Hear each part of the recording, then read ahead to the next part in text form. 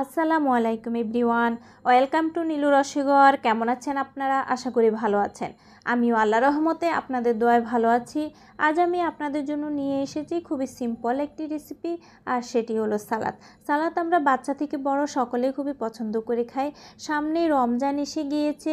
রমজানের ইফতারের পাশাপাশি আমরা যদি এইরকম একটি সালাদ রেসিপি রেখে থাকি তাহলে আমাদের স্বাস্থ্যের জন্য খুবই উপকার হবে। আজ আমি আপনাদের জন্য নিয়ে এসেছি রাশিয়ান ফ্রুট সালাদ। রমজানে আমরা সকলেই ফ্রুটস খেতে খুবই পছন্দ করি, আর এরকম একটি সালাদ তৈরি করে যদি খাই তাহলে এর তুলনাই হয় না। তো আশা করি রেসিপিটি আপনাদের ভালো লাগবে। যদি রেসিপিটি ভালো লাগে তাহলে আমাকে একটা লাইক, কমেন্ট, শেয়ার করে দিবেন। আপনাদের সুন্দর একটি লাইক এবং কমেন্ট আমাকে আগামী ভিডিও তৈরিতে উৎসাহ যোগায়। একটি শেয়ার আমাকে মানুষের কাছে পৌঁছে দেয়। আর আমার চ্যানেলটিকে সাবস্ক্রাইব করে অল বাটনে ক্লিক করে রাখুন, তাহলে আমার আগামী ভিডিওগুলোর নোটিফিকেশান আপনারা খুব সহজেই পেয়ে যাবেন। চলুন তাহলে এই রেসিপিটি আমি কিভাবে তৈরি করেছি আপনাদের সাথে শেয়ার করি। আজ আমি আপনাদেরকে কাটাকুটি না দেখিয়েই সোজাসুজি রেসিপিটি তৈরি করা দেখাচ্ছি। প্রথমে আমি একটি বল নিয়ে নিয়েছি, আর বলের মধ্যে আমি দুটো আপেলকে খোসা ছাড়িয়ে এরকম কিউব করে কেটে নিয়েছি। আর নিয়েছি একটি গাজরকে খোসা ছাড়িয়ে কিউব করে কেটে নিয়েছি। দুটো কচি শসাকে খোসা ছাড়িয়ে কিউব করে কেটে নিয়েছি।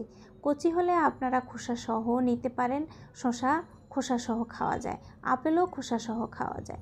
নিয়ে নিয়েছি মাঝারি আকারের একটি আনারের দানা, 1 কাপ পরিমাণ ক্যাশু নাট, এগুলোকে হালকা ভেজে নিয়েছি। আপনারা আঙ্গুর নিতে পারেন, সবুজ কালো আঙ্গুরগুলো। আমি কিশমিশ নিয়েছি। এখন আমি এখানে দিয়ে দিব 2 টেবিল স্পুন পরিমাণ গুঁড়ো দুধ। এখানে ক্রিম ব্যবহার করা হয়, ক্রিমের পরিবর্তে আমি গুঁড়ো দুধটাকে ব্যবহার করেছি। এতে করে আপনাদের সালাদটা স্টিকি স্টিকি থাকবে, ভিজে ভিজে হয়ে যাবে না। আর নিয়ে নিচ্ছে 1/2 কাপ পরিমাণ ক্রিম চিজ। এই ক্রিম চিজটি আমি ঘরে তৈরি করেছি। আপনারা এর পরিবর্তে টক দইকে পানি ঝরিয়ে তারপর নিতে পারেন। টক দই পানি ঝরানোর পরে ক্রিম টেক্সচারে চলে আসে। তারপর নিয়ে নিচ্ছি এখানে 2 টেবিল স্পুন পরিমাণ মেয়োনিজ। আমি বাজারের মেয়োনিজটা ব্যবহার করছি।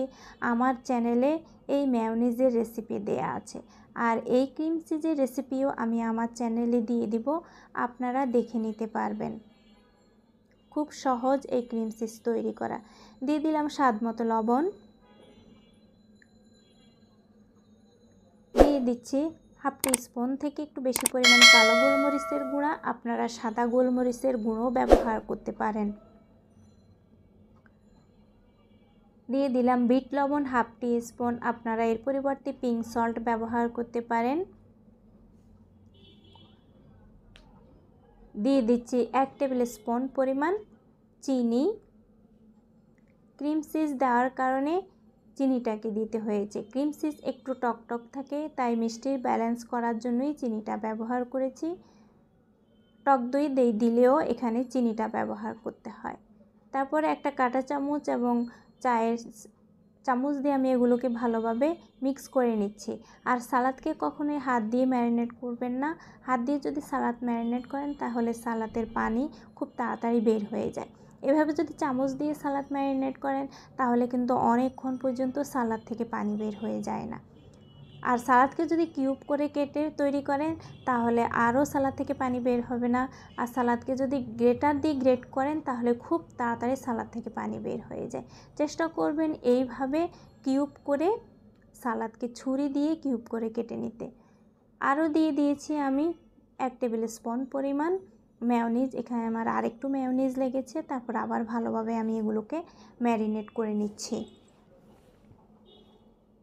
দেখুন কতটা স্টিকি হয়েছে, এগুলো থেকে কিন্তু একটু পানি বের হয়নি। আমি আপনাদেরকে একটি ডিশের মধ্যে সার্ভ করে এখন দেখাচ্ছি। সালাদ বিশেষ করে আমরা একটু গোল টাইপের বলের মধ্যে সার্ভ করে থাকি, কারণ সালাদ থেকে পানি বের হয়ে যায় একটু ডিপ বলে। আমি আপনাদেরকে দেখুন চ্যাপ্টা একটা ডিশের মধ্যে এই সালাদটাকে সার্ভ করে দেখাচ্ছি। এই সালাদটা কতটা স্টিকি। খুবই মজাদার সুস্বাদু একটি সালাদ। আশা করি রমজানে ইফতারে আপনারা এরকম একটি সালাদ ইফতারের পাশাপাশি রেখে অনেক উপকৃত হবেন।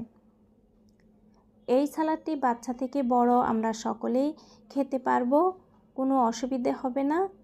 আমাদের হজমের জন্য অনেক উপকারী। আশা করি এই রেসিপিটি আপনাদের অনেক উপকারে আসবে। যদি আপনাদের রেসিপিটি ভালো লাগে তাহলে আপনারা বাসায় অবশ্যই ট্রাই করবেন, আর আমার জন্য সবাই দোয়া করবেন আমি যেন আপনাদের জন্য এরকম অনেক সুন্দর সুন্দর ছোট ছোট রেসিপি নিয়ে আপনাদেরকে উপহার দিতে পারি। আমার আগামী ভিডিও দেখার আমন্ত্রণ রইল। সবাই ভালো থাকবেন। আসসালামু আলাইকুম।